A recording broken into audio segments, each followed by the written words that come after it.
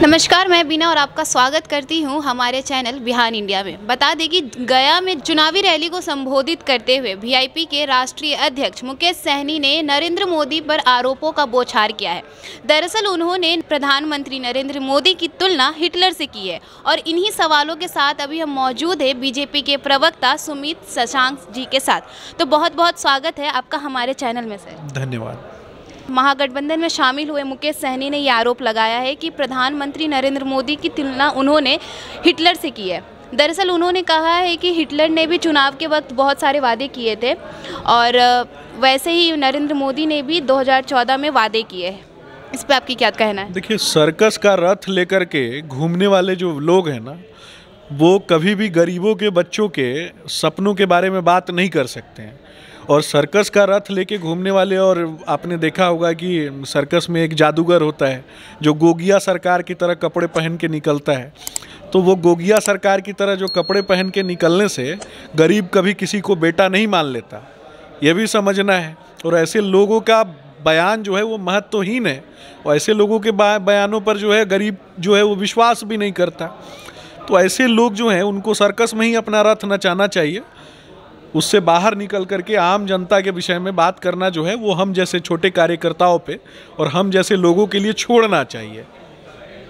Sir, Buxar के सांसद रहे अश्विनी कुमार चौबे को इस बार टिकट नहीं मिला है बक्सर से। तो उन्होंने जब उनसे सवाल किया गया कि टिकट कटने पे आपकी क्या राय है, तो उन्होंने कहा है कि क्या मैं ब्राह्मण हूँ, फ़कीर हूँ, क्या यही मेरा कसूर है? तो क्या एक ब्राह्मण होना और फ़कीर होना यही कारण है टिकट कटने का?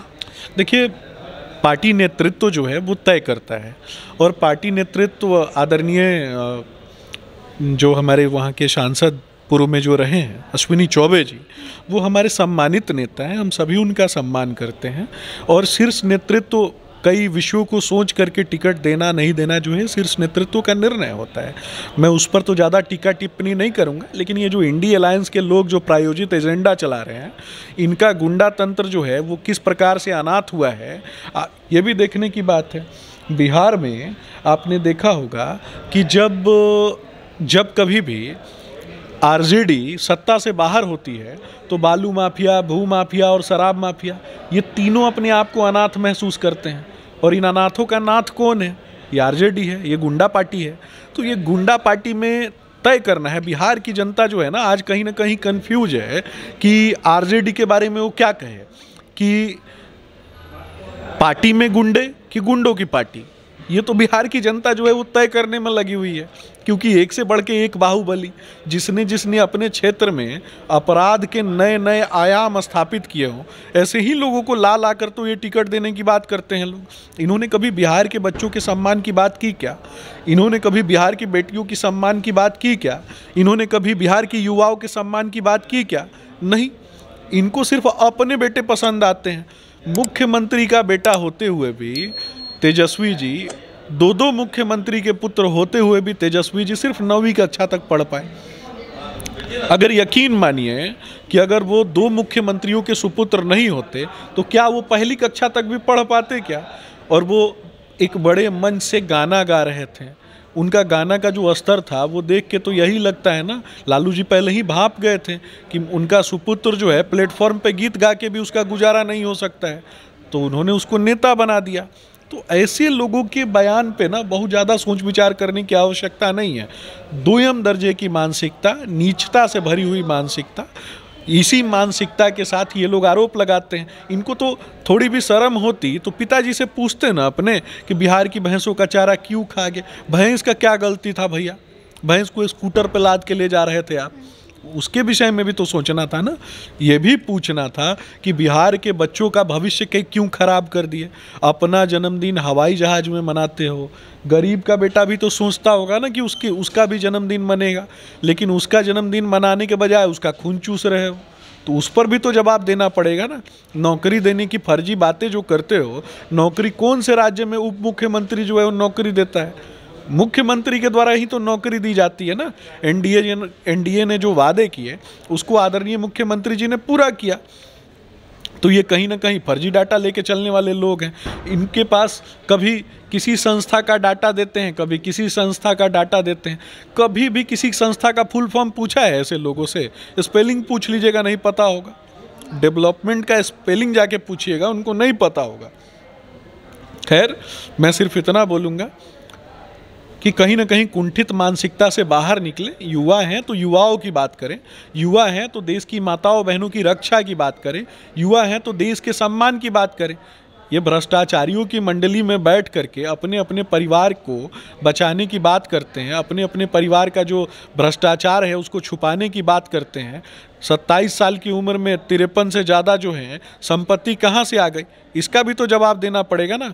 बिहार के लोगों का खून चूस के संपत्ति इकट्ठा की है तो उसका तो कहीं ना कहीं दुष्प्रभाव भी तो पड़ेगा ना।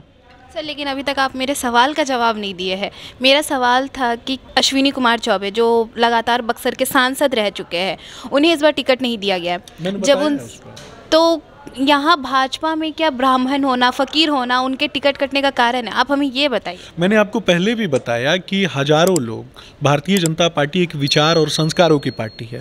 भारतीय जनता पार्टी में जब कोई व्यक्ति कार्य करने के लिए आता है ना, तो वो टिकट पाने की लालसा से नहीं आता है। भारतीय जनता पार्टी एक विचारधारा है। ये विचारधारा समाज के अंतिम पायदान पर बैठे हुए व्यक्ति को आगे बढ़ाने की विचारधारा है।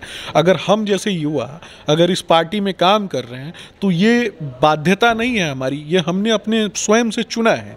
तो इसमें हमारे अंदर वो लक्ष्य नहीं है कि टिकट पाना अथवा टिकट नहीं पाना। राष्ट्र निर्माण में गिलहरी की जो भूमिका है, राम राज्य के संकल्प से बढ़ने वाली भारतीय जनता पार्टी की जो भूमिका है, उसमें एक गिलहरी की जो भूमिका थी, उसी गिलहरी की भूमिका में प्रत्येक कार्यकर्ता लगा हुआ है। चाहे वो समाज के अंतिम पायदान पर बैठा हुआ हमारा बूथ अध्यक्ष है अथवा वो सांसद है। तो टिकट मिलना और टिकट कटना ये कभी भी पैमाना नहीं है किसी व्यक्ति के किसी जाति विशेष से होने का। ये पैमाना बताता है कि पार्टी तय करती है कि नए लोगों को भी मौका देना चाहिए, और पार्टी ने नए लोगों को मौका दिया। और हमारे पूर्व में जो वहाँ पे सांसद अश्विनी चौबे जी रहे हैं, वो हमारे लिए सम्माननीय है। सर, एक लास्ट सवाल आपसे ये है कि तेजस्वी यादव ने आरोप लगाया है कि एक तरफ जहां राजद कलम देती है तो वहीं भाजपा तलवार देती है। इस पे आपकी क्या प्रतिक्रिया है? राजद ने कौन से दिन कलम बांटा है, जरा वो बता देना। एक वीडियो जारी कर दें। 17 महीने में उन्होंने रोजगार दिया है। तो मैं पूछ रहा हूँ ना उनसे कि कौन से दिन उन्होंने कलम बांटा है। बम बनाने की फैक्ट्री खुलवाने वाले लोग कलम की बात करते हैं क्या? कलम का मतलब पता है उनको? ढंग से डिबेट नहीं कर सकते हैं किसी मुद्दे पे। आपके चैनल के माध्यम से मैं चैलेंज करता हूं तेजस्वी जी को कि अगर थोड़ी भी शर्म है ना तो बिहार के उत्थान आदि विषयों पर डिबेट कर ले मुझसे। जिनके शासनकाल में जिन लोगों ने बिहार को रौंदने का कोशिश किया है, जिन्होंने बिहार में कलम की आवाज़ को दबाने की कोशिश की है, जिन्होंने कहीं ना कहीं पढ़े लिखे शिक्षित वर्ग को तोड़ने की बात की है। शिक्षा जो हमेशा सवाल खड़े करती है ना, लालू जी ने उसी का तो नाश कर दिया, उसी को तो ख़त्म कर दिया। जो बिहार आज पलायन और मजदूरों का राज्य बना हुआ है, इसको तोड़ने का काम किसने किया? इन्हीं के तो तंत्र ने किया। तो जवाब तो इनको देना पड़ेगा ना, लेकिन ये जवाब नहीं देते हैं, ये प्रश्न खड़े कर देते हैं। इनको तो शर्म, देखिए एक्चुअली क्या है ना कि ऐसे लोगों को शर्म नहीं होती है। तो जब शर्म नहीं होती है तो ये प्रश्न करते हैं, इसी प्रकार के प्रश्न करते हैं, क्योंकि शर्म तो खत्म हो चुकी है इन लोगों की आंखों में। बहुत बहुत धन्यवाद सर आपका हमारे चैनल में जुड़ने के लिए। और अगर आपको हमारा वीडियो पसंद आया हो तो हमारे चैनल को सब्सक्राइब, लाइक, कमेंट, शेयर करना ना भूलें और बेल आइकन दबाना भी ना भूलें। हमारे चैनल को फेसबुक, एक्स और इंस्टाग्राम पर भी जरूर फॉलो कर ले और अपना फुल सपोर्ट दें।